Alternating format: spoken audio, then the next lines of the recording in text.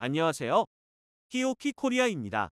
오늘은 실패 없는 전력 측정, 파워 아날라이저 선정 포인트에 대해서 설명드리겠습니다. 사용 설명서에서는 판별하기 어려운 파워 아날라이저 선정 포인트를 실측 결과에 근거해 말씀드리겠습니다. 특히 인버터, 파워 컨버터, 전동 드라이브 등 고효율 전기 에너지 변환 장치 평가에 적용되는 것에 대해 다뤄보겠습니다. 오늘의 발표 내용을 말씀드리면 전기 에너지 변환 장치라고 해도 그 종류는 다양합니다. 전기를 열이나 빛으로 변환하는 경우도 있지만 오늘은 전기에서 전기로 혹은 전기를 모터의 동력으로 변환하는 경우에 대해 설명하겠습니다. 여러분은 이러한 장치들을 분석할 때 파워 아날라이저를 사용하게 되는데 어떤 분석 항목이 있는지 그리고 파워 아날라이저를 이용한 저역률 측정의 필요성과 그 어려움에 대해서 간단히 설명하겠습니다. 또한 파워 아날라이저에 요구되는 성능 중 하나로 고주파 영역에서도 고정 밀도의 위상 조정이 중요한데요. 이를 위해서는 우수한 위상 교정 시스템을 갖추는 것이 전제가 됩니다. 특히 인버터 파형 해석에 사용하는 파워 아날라이저에는 다음과 같은 성능이 요구됩니다. 나이키스트 정리를 만족시키는 샘플링 및 필터 특성, 기본파 성분을 정확히 검출할 수 있는 능력, 그리고 안정적인 효율 측정을 실현하기 위한 측정 데이터의 동기성이 있습니다. 또한 등가 샘플링의 장단점에 대해서도 설명드리겠습니다. 최근에는 약 1MHz의 샘플링 속도로 10MHz 대역의 주파수까지 실현 가능한 등가 샘플링 방식을 채택한 파워 아날라이저가 있습니다. 이러한 기기는 교정 표준용 파워 분석기로서 정연파 전력 측정에 있어 광대역을 실현할 수 있다는 큰 장점이 있습니다. 반면 비반복 파형을 측정할 때는 고속 샘플링이 가능한 파워 아날라이저가 더 적합할 수 있습니다. 서론에 앞서 보고 계시는 내용은 10년 전에 다뤘던 세미나 자료입니다. 모터의 구동 특성은 인버터 출력의 기본파 시력값에 의해 좌우됩니다. 기존에는 평균치 정류 시력값, 일명 민값이 기본파 성분에 가까운 값을 나타낸다는 점에서 인버터 효율 평가에 활용되어 왔습니다. 최근에는 다양한 인버터 제어 방법이 개발되어 이 방법을 사용하지 않는 경우가 많아졌습니다. 한편 고조파 분석 기능이 있는 파워 아날라이저가 보급되면서 기본파만 분석하면 되는 경우가 많아졌습니다.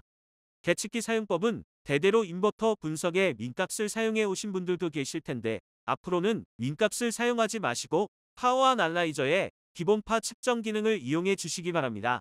이 기본파 분석만으로 충분하다면 측정기의 주파수 대역은 몇십 kHz 정도로도 충분합니다. 단, 인버터의 스위칭 노이즈가 측정값에 영향을 미치므로 동상 노이즈에 대한 내성이 높은 것을 선택하는 것이 좋습니다. 이것은 당사 파워 아날라이저의 역사입니다. 90년대 초 이후에 고조파 분석 기능을 탑재한 모델이 출시되기 전까지는 인버터 분석을 위해 평균값 정류, 유효값 표시 기능을 사용했습니다. 90년대 초에는 비교적 저렴하게 인버터 평가를 할 수 있다는 이유로 3165라는 고조파 분석 기능이 없는 모델을 많이 사용하였는데 인버터의 동일한 노이즈 제거를 위해 그래프와 같이 계속 발전시켜 나갔습니다. 그러면 본론으로 들어가도록 하겠습니다. 우선 파워 일렉트로닉스 기술자 여러분들이 전기 에너지 변환 장치 개발에 있어서 어떤 일을 하고 있는지 알아보겠습니다. 보시는 바와 같이 회로 장치의 전도, 스위칭 손실, 그리고 모터의 기본파, 고조파 손실 등 이 모든 것은 각 주파수에서 유효 전력으로 관측되는데 파워 컨버터, 인버터, 모터의 고효율화, 즉 변환 손실의 적감을 목표로 하는 분들이 많습니다.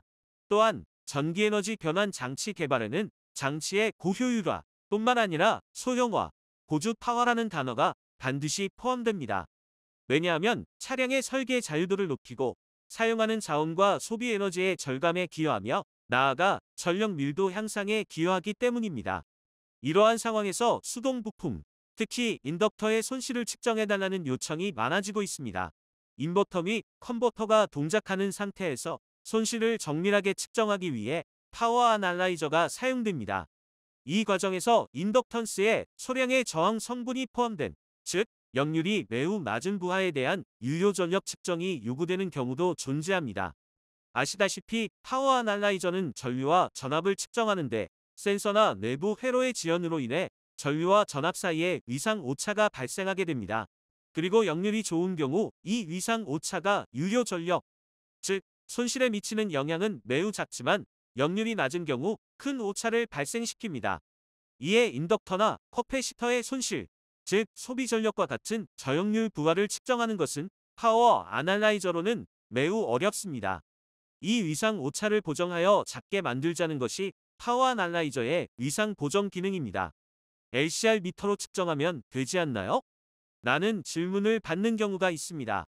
물론 LCR 미터는 왜곡이 적은 저레벨 신호에서 단일 주파수를 추출하는 동기건파를 이용하기 때문에 저역률에서도 정확도가 높습니다. 그러나 인덕터는 전류 레벨 의존성이 있기 때문에 고전류 또는 작동 상태에서 측정해야 합니다. 따라서 LCR 미터에 의한 작은 신호 측정으로는 용도가 부족하기 때문에 파워 아날라이저로 측정해야 합니다. 이어서 파워 아날라이저에 요구되는 성능에 대해 말씀드리겠습니다. 먼저 여러 파워 아날라이저의 성능 비교를 해보았는데요. 공신 코일의 위상 특성을 측정함으로써 파워 아날라이저의 성능을 평가하고 이를 비교하였습니다.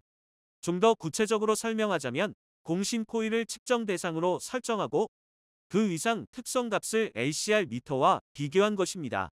공신 코일을 사용하면 전류 레벨 의존성을 배제할 수 있습니다. 이러한 방식으로 LCR 미터나 네트워크 분석기와 같은 장비로 작은 신호에서 측정한 값과 파워 아날라이저를 통해 대전류 조건에서 측정한 위상 특성을 비교할 수 있습니다.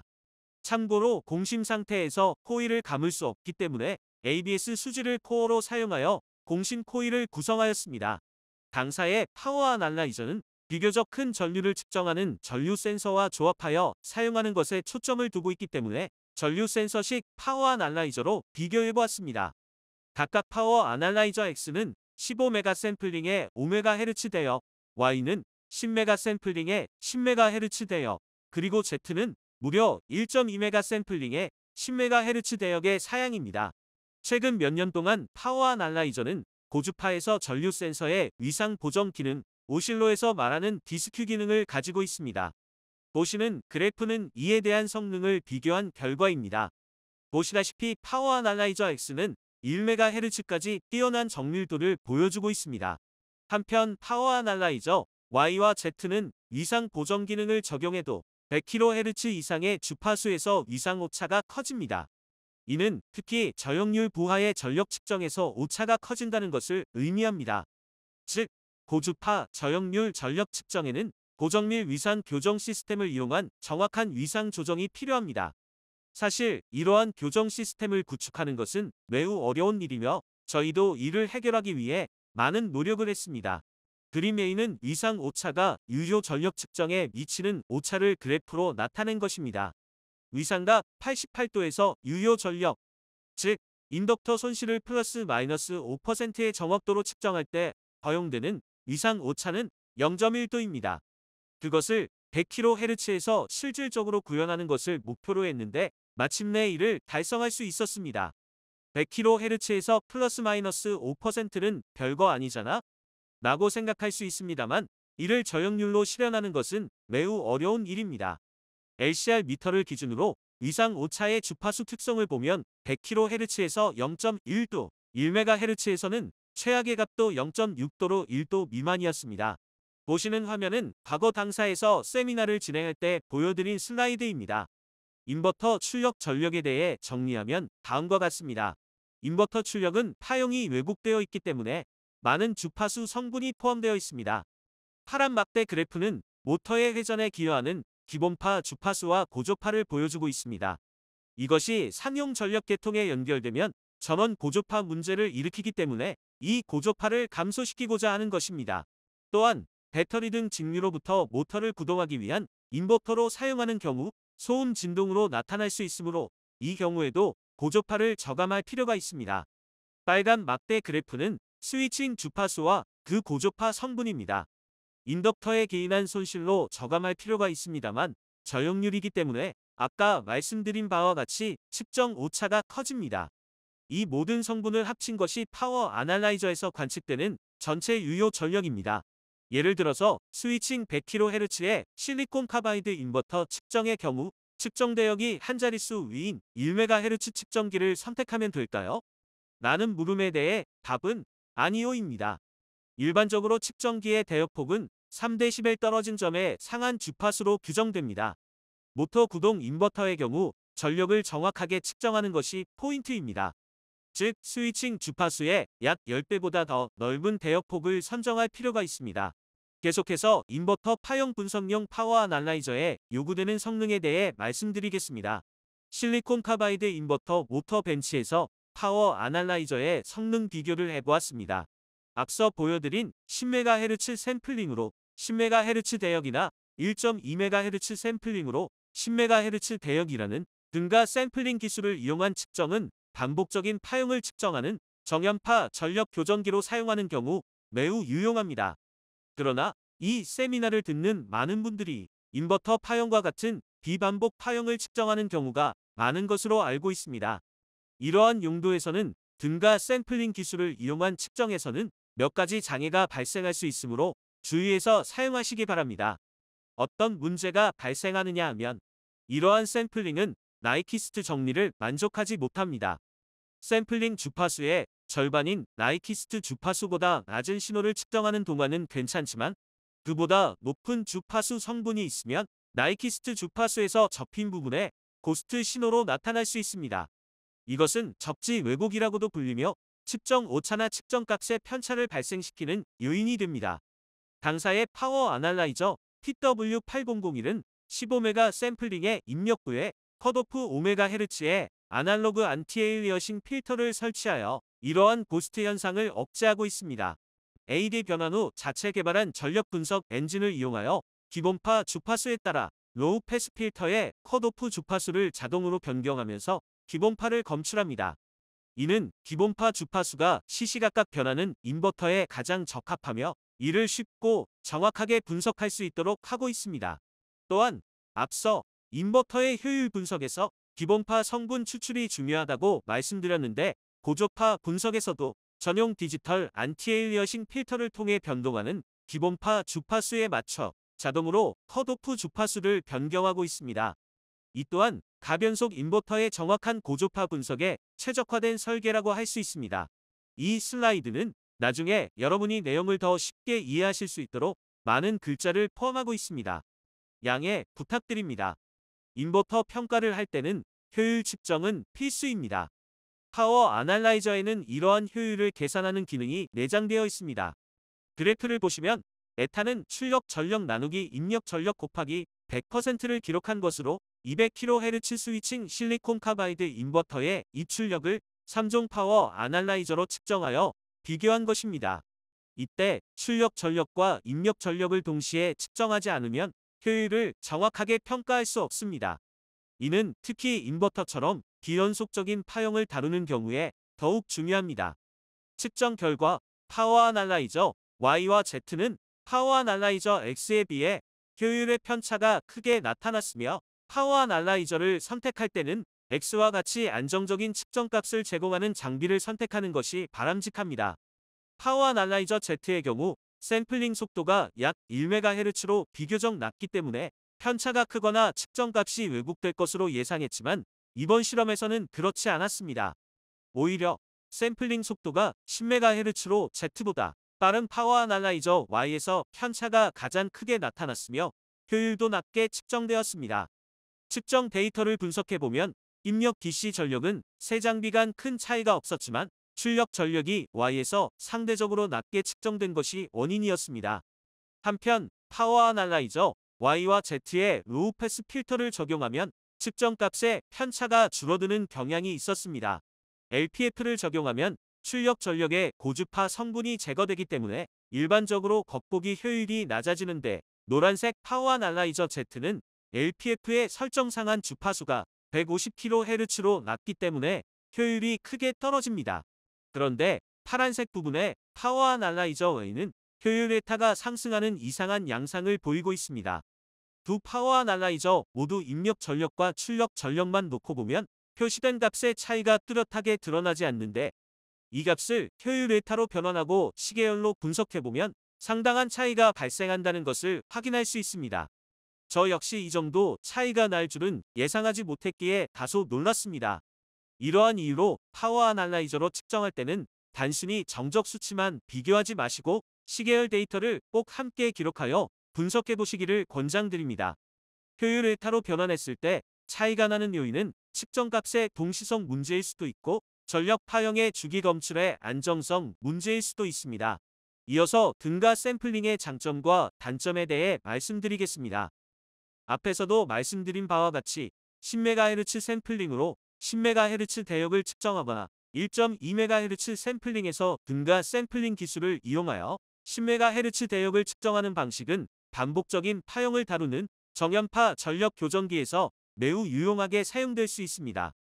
예를 들어 이 그림처럼 1MHz의 파형을 1메가 샘플링 속도로 샘플링하는 경우 한 주기당 한 번만 샘플링하게 됩니다.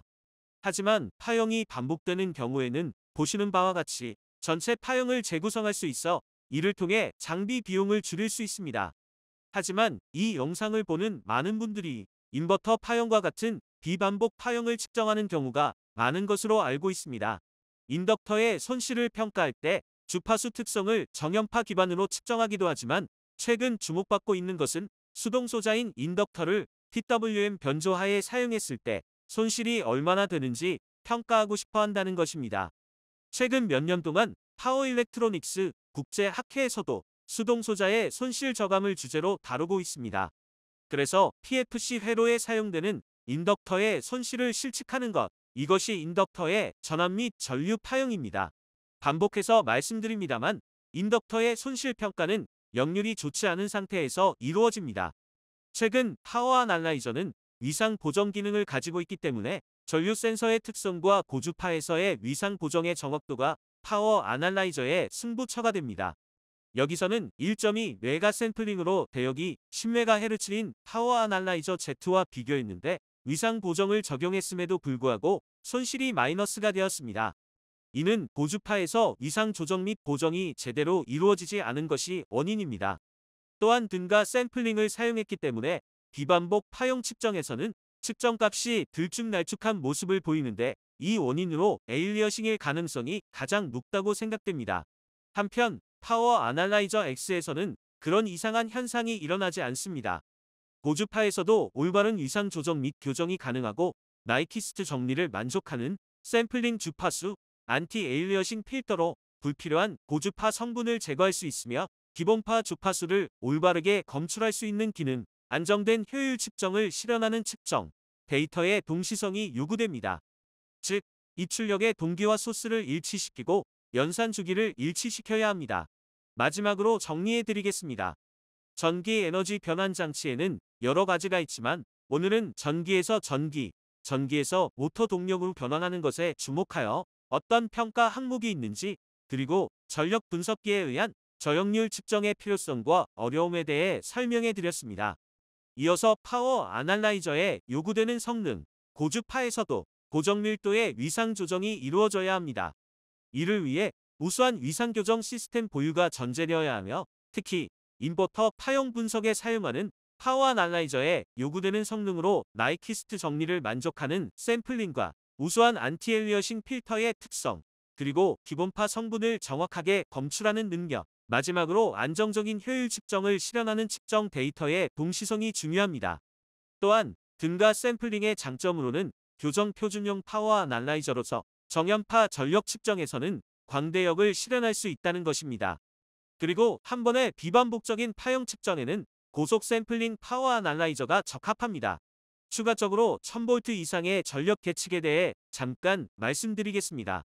실리콘 카바이드 나간 디바이스 등 WBG 디바이스, 즉 와일드 밴드갭 디바이스의 보급에 따라 전기 에너지 변환 디바이스의 고전압화가 진행되고 있습니다. 예를 들어 트럭이나 버스에 EV용 급속 충전기나 배터리에 1200V 시스템을 적용하거나 인버터의 고전압화를 통한 소형화 및 고효율화를 위한 중전압 시스템을 평가하고 싶다는 문의가 있었습니다. 지금까지 계층용 변압기에서는 주파수 대역이 부족하여 고전압 차동 프로브를 사용할 수밖에 없었습니다. 고전압 차동 프로브는 측정 대역이 넓어 50에서 60Hz는 물론 직류, PWM 등 왜곡 파형 측정에도 사용할 수 있지만 증폭 정확도와 위상 특성이 좋지 않은 문제가 있었습니다. 물론 오실로스코프 등에서 파형 관측 용도로 사용하기에는 적합하지만 파워 아날라이저로 사용하기에는 불편함이 있습니다. 그래서 직류 및 50에서 60Hz는 물론 광대역까지 정확하게 측정할 수 있는 VT1005 AC/DC 하이볼티지 디바이더를 개발했습니다. 보시는 것과 같이 진폭 정확도 및 위상 특성이 차동 프로브에 비해 우수하여 전력 분석기에 사용하기에 적합합니다. 향후 1000V 이상의 전력 계측을 고려하고 있다면 VT1005를 고려해 보시기 바랍니다. 사전 설문조사에서 받은 질문 중 여러분께 설명해 드리는 것이 좋겠다는 질문이 있었습니다. 바로 측정 상한 주파수와 LPF의 차이를 모르겠다는 질문입니다. 측정 상한 주파수는 주파수 필터의 설정 중 하나입니다. PWM 파형과 같이 기본파 주파수와 스위칭 주파수라는 여러 주파수 성분을 가진 파형을 측정할 때 측정하고자 하는 입력 주파수에 따라 설정할 수 있습니다. 스위칭 주파수는 모터의 기본파의 고조파가 아닐 수도 있습니다. 예를 들어 측정 상한 주파수를 10kHz로 설정하면 기본파와 그 고조파만 분석할 수 있습니다. 또한 하한 주파수를 10kHz로 설정하면 스위칭 주파수와 그 고조파를 분석할 수 있습니다. A 그림 하단을 보시면 ZC-HPF라는 것이 있습니다. 이것은 파형의 제로 크로스를 검출하기 위한 하이패스 필터입니다. 낮은 주파수 측정 시 주파수가 안정적이지 않은 경우 5% 설정하면 안정화되는 경우가 있습니다. 그리고 맥류, 즉 제로 크로스가 없는 교류와 같은 파형을 측정할 때는 ON으로 설정합니다. 앞서 간략하게 설명드렸지만 제로 크로스 필터와 2개의 디지털 AAF는 자동으로 최저값이 설정됩니다. 질문하신 파워 아날라이저의 메뉴에 있는 LPF는 아날로그 필터로 보통은 5% 설정된 PW8001의 경우 5MHz의 AAF가 설정되어 있습니다. 이보다 낮은 주파수를 선택하여 ON으로 설정하면 설정한 주파수를 초과하는 고주파 성분이나 불필요한 외래 노이즈 성분을 제거하여 측정할 수 있습니다. 그러나 이 LPF로 고조파 성분이 제거됨으로써 전력 측정 값이나 효율, 손실이 정확하게 측정되지 않을 수 있습니다. 따라서 의도적으로 고주파 성분을 제거하고자 하는 경우를 제외하고는 정확한 측정을 위해 로우 패스 필터는 5% 설정하는 것이 좋습니다. 이상 잘 이해하셨나요? 이것으로 설명을 마치도록 하겠습니다. 영상을 들으시면서 궁금한 부분이 있으시면 댓글 달아주시면 답변하도록 하겠습니다.